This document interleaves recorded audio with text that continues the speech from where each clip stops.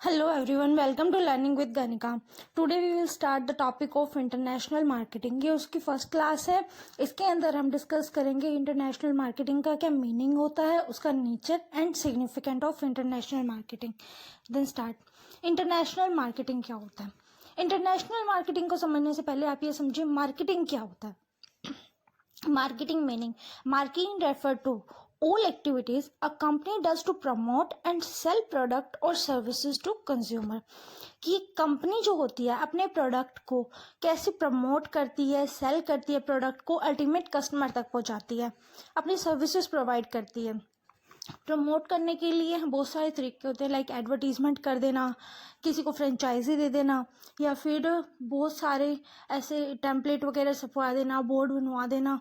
तो वो चीज़ क्या होती है, आप अपने प्रोडक्ट को प्रमोट करते हैं, लोगों को बताते हैं उनके बारे में. ओके, ये होती है मार्केटिंग. एक होता है मार्केट. मार्केट के बारे में हमने क्या पढ़ा था? मार्केट वो प्लेस होता है जहाँ से हम बाय एंड सेल करते हैं गुड्स एंड सर्विसेज को.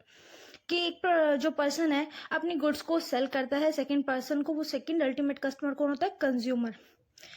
उसमें हमने होलसेलर, रिटेलर, इनके बारे में पढ़ा था. बट इस इंटरनेशनल मार्केटिंग के अंदर हम पढ़ेंगे कि जो बड़े लेवल पर, ब्रॉड लेवल पर, वर्ल्ड वाइड कौन कौन किस किस तरीके से अपने प्रोडक्ट को हम सेल करते हैं. देन स्टार्ट करते इंटरनेशनल मार्केटिंग. आई थिंक आप लोगों को मीनिंग क्लियर होगा. अगर कोई डाउट हो तो कमेंट जरूर कर देना, मैं आपको जरूर रिप्लाई करूंगी. International marketing refer to marketing which is done globally in several nation. मतलब ग्लोबली बहुत बड़े लेवल पर आप उसे कर सकते हो, अपने काम को बहुत बड़े लेवल पर अपने प्रोडक्ट को सेल कर सकते हो, मार्केटिंग कर सकते हो. लाइक आप सिर्फ एक टीवी में ऐड दे दो, आप फेयर एंड लवली की ऐड देखते हो, या आप बहुत बड़े लेवल पर टेम्पलेट्स छपवा दो, कोई वेबिनार बना कंडक्ट कर दो, तो उससे आपके जो प्रोडक्ट है ना, उसकी जो डिमांड है वो अपने आप ही एनहांस होने लग जाएगी, क्योंकि लोगों को उसके बारे में पता लगने लग जाएगा. बहुत सारे लोग उस चीज से जुड़ते हैं. ठीक है, it is a marketing which is done across nation border for fulfill the need of people worldwide. ये सिर्फ एक नेशन के अंदर नहीं रहता. मार्केट जो है, मार्केटिंग वो एक नेशन के अंदर होती है. मार्केटिंग आप ये कहो कि आप इंडिया में हो तो इंडिया के ही जो जितने भी आपके नेशन लगते हैं, इंडिया से जो रिलेटेड होते हैं, लाइक आप ये कहोगे इंडिया में आप रहते हो, आप नेपाल नहीं कर सकते हो. ठीक है, मार्केट के अंदर आप क्या करोगे? मार्केटिंग के अंदर इंडिया में रहते हो, आप रहते हो हरियाणा में, आप पंजाब तक डील कर सकते हो. आप अपने प्रोडक्ट को लुधियाना भेज सकते हो, पंजाब भेज सकते हो, चंडीगढ़ भेज सकते हो. ऐसी जगहों पर आप अपने प्रोडक्ट को भेज सकते हो. तमिलनाडु भेज सकते हो, केरल भेज सकते हो. बट अगर आप इंटरनेशनल लेवल पर करते हो तो आप अपने प्रोडक्ट को यूएस से भेज सकते हो. ओके, तो वो क्या हुआ? वो हो गया world wide as per global. Okay, international marketing is also known as global market. International market को ग्लोबल मार्केट भी कहते हैं. आई थिंक आप लोगों को मीनिंग क्लियर हो गया होगा. अब हम आगे बढ़ते हैं नेचर की तरफ. Nature of international marketing. सबसे फर्स्ट पॉइंट है इसका, लार्ज स्केल ऑपरेशन होते हैं. मतलब बहुत बड़े पर उस पर काम होता है, स्तर पर. International marketing consists of large scale operation to be performed by business for promoting their product in many countries. अपने प्रोडक्ट को प्रमोट करने के लिए बहुत ही लार्ज स्केल पर ऑपरेशंस होते हैं. मतलब बड़े बड़े स्तर पर काम होते हैं. हम ये कह सकते हैं कि वो वेबिनार कंडक्ट करते हैं, वो दूसरी कंट्रीज के साथ डील करते हैं. किस लिए डील करते हैं? कि भाई हमारे जो प्रोडक्ट है वो हमारे इंडिया के साथ साथ यूएसए में भी बिके, यूके में भी बिके, कनाडा में भी बिके. तो वहाँ के लिए हम क्या करेंगे? अपने प्रोडक्ट को उस तरीके से प्रिपेयर करेंगे और लोगों के साथ भी डील करेंगे. It required huge amount of labor and capital for meeting out the need of large people at international level. अब हमें इसके लिए बहुत सारी लेबर की भी ज़रूरत होगी, कैपिटल की भी ज़रूरत होगी. कैपिटल किस लिए? क्योंकि अगर आपको अपना प्रोडक्ट लार्ज स्केल पर बनाना है तो उसके लिए आपको बहुत सारे पैसे की ज़रूरत होगी. ओके, और लेबर ये कहो कि आप सिर्फ ये जो लेबर होती है जिसे हम कहते हैं ह्यूमन रिसोर्स मैनेजमेंट के अंदर आई थी, हम उस लेबर की भी बात कर रहे हैं. बट इसमें हम हाई लेवल की लेबर की भी बात कर रहे हैं, जैसे कि टॉप मैनेजमेंट होता है जो आउट ऑफ सर्विस जाकर, मतलब आउट स्टेशन जाकर, अनदर कंट्री के अंदर जाकर वो क्या करेंगे? मीटिंग करेंगे सामने वाले पर्सन के साथ. जो भी उस कंट्री का वहाँ का एक हेड होगा या जो भी उस कंट्री में रिप्रेजेंट होगा, ओके, उस कंपनी को जो भी रिप्रेजेंट कर रहा होगा उसके साथ मीटिंग करेंगे, तो उसको भी हम लेबर ही काउंट करते हैं। सेकेंड पॉइंट है ब्रॉडर मार्केट। ब्रॉडर मार्केट के अंदर क्या आता है? It provide wider platform for advertisement product at a international level, कि एक बहुत बड़े लेवल पर अपने प्रोडक्ट को एडवर्टाइज कराते हैं। Business can target their product among large population resistance in different nation. आप ये भी देखते हैं कि जो इस इंडिया में जितनी पॉपुलेशन है उससे मतलब कितनी पॉपुलेशन दूसरी कंट्री के अंदर है और उसमें से कितने लोग हमारे प्रोडक्ट को बाय करना चाहते हैं। ठीक है, ये सारी चीज भी कंपनी पहले देखती है, क्योंकि अगर हम ऐसी कंट्री में दे दे जहां पर पीपल ही कम ना हो और दूसरी पर पीपल कम हो, तो उसमें से कितने लोग हमारे प्रोडक्ट को बाय करना चाहते हैं, हमारी सर्विसेज को लेना चाहते हैं। अगर हम ऐसे में बेचेंगे तो हमें लॉस होगा। ओके, तो कंपनी ये चीज पहले देखती है कि वहां पर कितने लोग हमारे प्रोडक्ट को बाय करना चाहते हैं, हम उतनी क्वांटिटी में अपने प्रोडक्ट को बनाएंगे ताकि हमें लॉस ना हो। उन्हीं कंट्रीज के साथ वो डील करते हैं। Marketing is not limited to any local area or nation but is free for all across the globe. Market जो है वो छोटी नहीं होती, ठीक है, लिमिटेड कोई स्कोप नहीं होता इसका, ये वर्ल्ड वाइड है, ग्लोबल है। तो उसके हम किसी भी एरिया में किसी भी नेशन में अगर हमें वर्क करना है तो उसमें हमें फ्री फ्रॉम होकर वर्क करना चाहिए। मतलब पूरे तरीके से, जैसे कहते हैं ना, अपने प्रोडक्ट भी हमारे पास पूरे होने चाहिए और हमारा वर्क भी अच्छा होना चाहिए। मतलब प्रोडक्ट की जो क्वालिटी है, क्वांटिटी है, प्राइस है, ये सारी चीज़ें मैटर करती हैं। नेक्स्ट पॉइंट आता है इंसेंटिव कंपटीशन। इंसेंटिव कंपटीशन में अंदर आता है international marketing face and intensive competition due to presence of both domestic and international competitor. अब इसके अंदर आप ये देखोगे कि जो दो कंपनीज हैं, ठीक है, सेम प्रोडक्ट बनाती हैं, उसके अंदर आप ये देखोगे जो डोमेस्टिक कंपनी है और जो इंटरनेशनल कंपनी है वो क्या करेंगे। हम ये देखते हैं हमारे इंडिया में अगर कोई परफ्यूम बाय करता है, इंडिया का करता है या जापान का करता है, कनाडा का करता है, हम उस चीज़ को कंपेयर करें कि इंडिया का परफ्यूम ज़्यादा बिकता है या वहाँ का, तो उस तरीके से कंपटीशन होता है। वहाँ पर भी इसी तरीके से कंपटीशन होता है, ठीक है। तो यहाँ पर आकर हम ये कहेंगे कि डोमेस्टिक प्रोडक्ट हमारा ज़्यादा बिक रहा है या इंटरनेशनल प्रोडक्ट हमारी कंपनी में ज़्यादा बिक रहा है, हमारी कंट्री के अंदर कौन सी चीज़ ऐसे बिक रही है, तो उस टाइम पे हम कंपटीशन करते हैं। Organization at a globe level have to compete with both of this competitor which lead to stiff competition in international marketing. इसके अंदर हमें ये पता चल जाता है कि हम कहाँ पर लीड कर रहे हैं, कॉम्पिटिशन में हम कौन से नंबर पर हैं। ओके, जैसे आप क्लास में होते हो, कुछ स्टूडेंट्स मॉनिटर होते हैं तो कुछ एवरेज होते हैं, कुछ बिलो एवरेज होते हैं, तो उससे आप compete करके आपको ये पता चल जाता है कि आप कौन से लेवल पर चल रहे हो, ठीक है, आप उन्हें compete कर पा रहे हो या नहीं compete कर पा रहे हो। उसी तरीके से एक बिजनेस के अंदर होता है, जो बिजनेस होता है उसे आप कैसे compete करते हो, आप वहां पर देखते हो कि हमारा प्रोडक्ट ज़्यादा बिक रहा है या दूसरी कंपनीज का। वो कंपनी आपकी इंटरनेशनल है या नेशनल है, डोमेस्टिक है, ठीक है। जो हमारे नेशन की कंपनी होगी उसे हम कहेंगे डोमेस्टिक, अदरवाइज जो दूसरे नेशन की होगी उसे हम बोलेंगे इंटरनेशनल। आई थिंक आप लोगों को समझ आ रहा है, समझ आया तो कमेंट जरूर करना, उस पर बताना कि आप लोगों को किस तरीके से समझ आया, कहाँ पे अगर मुझे कोई दिक्कत है आप लोगों को लग रही है तो वो भी बताना जरूर। High risk and challenges. Marketing at an international level involve a large amount of risk and challenges as it is dependent upon various factor and condition। Market जो है उसके अंदर बहुत सारे चैलेंजेस होते हैं, ठीक है, रिस्क भी बहुत ज़्यादा होता है और गेन भी बहुत ज़्यादा प्रॉफिट, ठीक है। बट इस टाइम पे हम रिस्क की बात कर रहे हैं, चैलेंजेस की बात कर रहे हैं। रिस्क कैसे होता है, मान लो आपने एक प्रोडक्ट है बहुत ज़्यादा बना दिया, वो सेल नहीं हुआ, तो उस टाइम पे आपको रिस्क है कि आपका प्रोडक्ट कैसे बिकेगा। चैलेंज ये है कि अगर आपकी कंपनी का प्रोडक्ट ज़्यादा बिक रहा है या दूसरी कंपनी का, तो आप कहाँ पे compete कर रहे हो, उसे अगर compete नहीं कर पाओगे तो आपको रिस्क रहेगा। ये चैलेंज रहता है कि उसके प्रोडक्ट से अच्छा प्रोडक्ट हमें बनाना है। Okay, these risks are due to political factor, culture and regional factor differences language barrier, changing style and fashion of customers, sudden war और चेंजेस इन गवर्नमेंट रेगुलेशन। इसमें अब ये भी चीज़ हो सकती है, इंटरनेशनल लेवल पर जब हम ये काम करते हैं तो वहाँ पर हमें ये भी रिस्क होता है कि कोई पॉलिटिकल रिस्क आ गया, अचानक ही हमारी जो कंट्री है उसका सेकेंड कंट्री के साथ वर्ल्ड वॉर हो गया, उनके साथ अच्छी नहीं बन रही, तो प्रॉब्लम आ जाएगी कि वहाँ पे हमारे प्रोडक्ट नहीं बिकेंगे। अब पीछे कहा था चाइना के प्रोडक्ट इंडिया में बैन हो रहे थे, वो इसीलिए बैन हो रहे थे क्योंकि जो इंडिया और चाइना के जो रिलेशन है वो अच्छे नहीं है, ठीक है। तो हमने चीन के बहुत सारे प्रोडक्ट्स को यूज़ करना बंद कर दिया था, अब तो फिर भी स्टार्ट हो गए हैं पर बीच में बंद हो गए थे, ठीक है।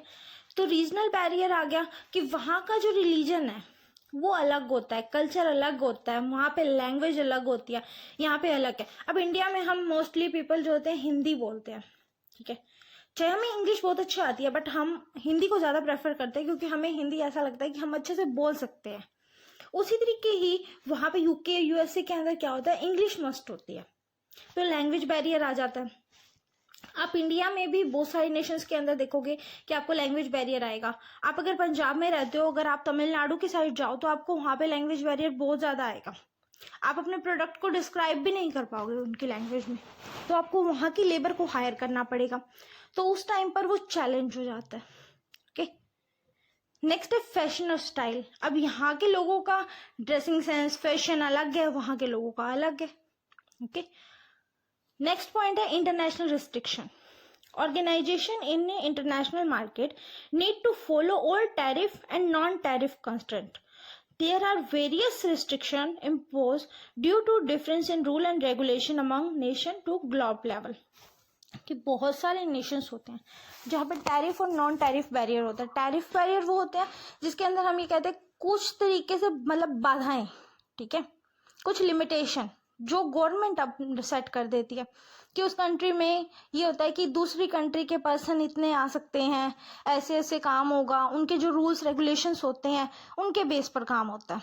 नॉन टैरिफ बैरियर ऐसा होता है कि यहाँ पर दूसरी कंपनी या दूसरी कंट्री एंट्री नहीं करेगी, ठीक है, तो उस टाइम पर भी प्रॉब्लम आती है अगर आपको उन कंट्रीज के साथ डील करना है तो। और दूसरा क्या होता है, इन्होंने कहा जो रूल रेगुलेशन है वो भी हर कंट्री के अलग अलग होते हैं, हर पर्सन की लाइफ के रूल रेगुलेशन अलग होते हैं, तो कंट्रीज के तो बहुत बड़ी बात है, ठीक है।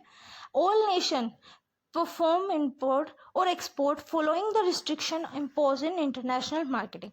जो भी कंट्रीज हैं, जो भी नेशन हैं, बहुत सारे अलग अलग प्लेटफॉर्म पर वो क्या करते हैं, उनकी जो कंट्री के अंदर जो भी प्रोडक्ट आएगा उस पर रिस्ट्रिक्शन होती है। अब हमारे इंडिया के अंदर है, जो हम प्रोडक्ट बाय करते हैं उस पर हम जीएसटी पे करते हैं, हम क्लॉथ पे जीएसटी 5%, हम अगर कोई और प्रोडक्ट बाय करते हैं तो हमारा जीएसटी 18% तक चला जाता है, ठीक है। तो वहाँ पर हम कहते हैं कि जो भी रिस्ट्रिक्शन होती है वो उन पर्सन्स के लिए होती है। उसी तरीके ही अगर हमें किसी और नेशन के अंदर जाना है, ठीक है, तो वहाँ पर जो रिस्ट्रिक्शन है, उनकी जो रूल रेगुलेशन है, उन्हें हमें फॉलो करना होता है। नेक्स्ट पॉइंट है controlling nature. International marketing is dominate by developed country और मल्टीनेशनल कंपनी, कॉर्पोरेशन को कंपनी ही कहते हैं, due to their global presence, कि बहुत सारे ग्लोबल प्रेजेंस हो, ठीक है, मतलब बहुत सारे नेशंस के साथ हम डील करें, तो हम कैसे कंट्रोल करेंगे उस चीज़ को, कि हम कैसे डेवलप कर सकते हैं अपनी कंट्री को, अपने प्रोडक्ट को।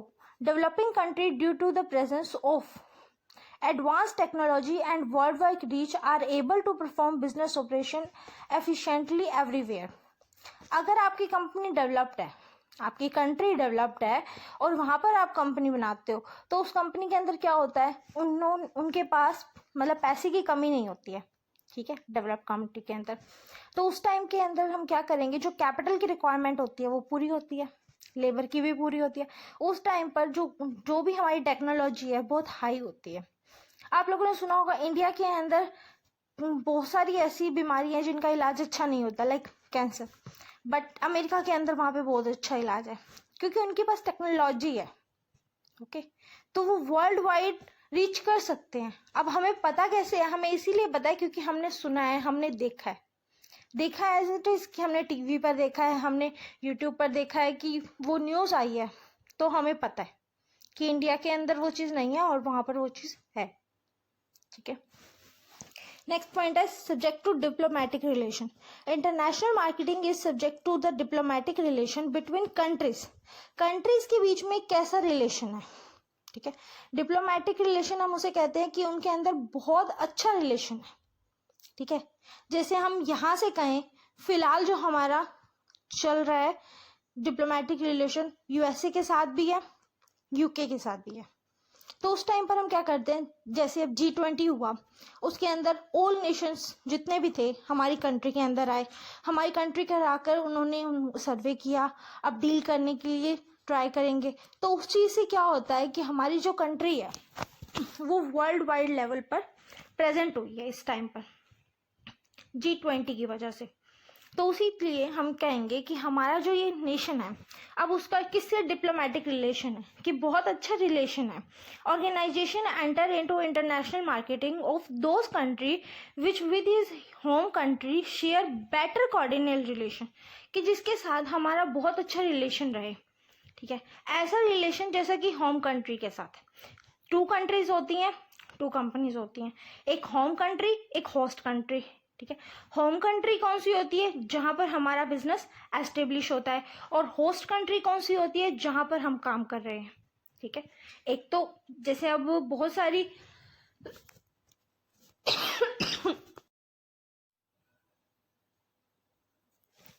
एक होती है होम और दूसरी होस्ट कंट्री।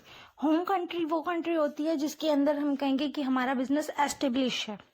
ठीक है, जैसे कि आपका हेडक्वार्टर मेन कहाँ पर है उसे कहते हैं होम, और दूसरी कंट्री जो होती है जहाँ पर आप अपने बिजनेस को परफॉर्म कर रहे हो उसे हम कहते हैं होस्ट।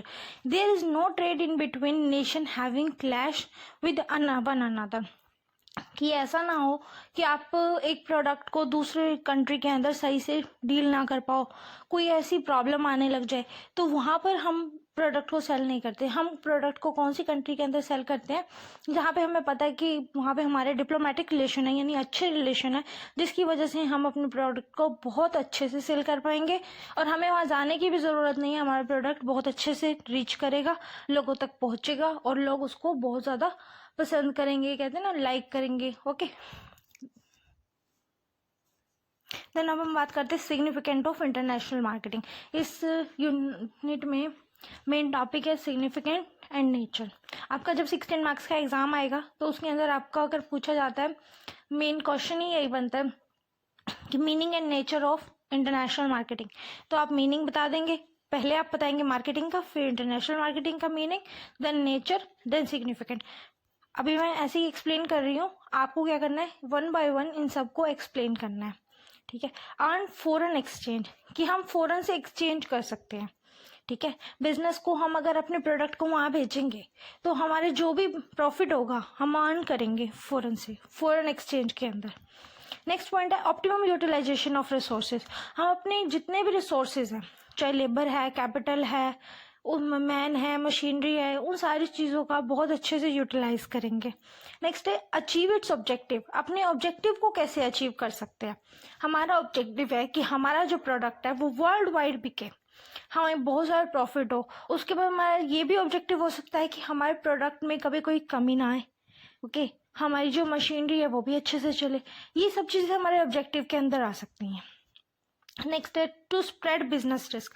अपने बिजनेस के रिस्क को स्प्रेड कर देना, बांट लेना। वो किस तरीके बढ़ सकता है, वो इस तरीके बढ़ सकता है कि आपका जितना भी प्रॉफिट है, ठीक है, आप 2 कंट्रीज के बीच में डील हो जाती है कि आप 60-40 ऐसे करके या 50-50 या जैसे भी जिस भी रेशियो में होता है डिस्क्रिमिनेशन, उस टाइम पर जो हमारा रिस्क है वो भी कम हो जाता है कि हम वहाँ पर हमें जाना नहीं पता, पर पता ये हमारे प्रोडक्ट को बहुत अच्छे से बेचेंगे क्योंकि इससे इन्हें भी प्रॉफिट होगा।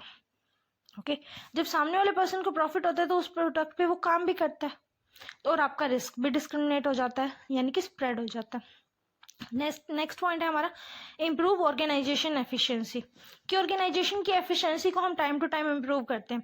हमें ज़्यादा प्रॉफिट होगा, हम अर्न करेंगे, तो हम क्या करेंगे, अपने जो भी हमारा प्रॉफिट है उसे हम इन्वेस्ट करेंगे अपनी ऑर्गेनाइजेशन की एफिशिएंसी को बढ़ाने के लिए, जिससे कि हमारे ऑर्गेनाइजेशन बहुत लार्ज स्केल पर वर्क कर सके।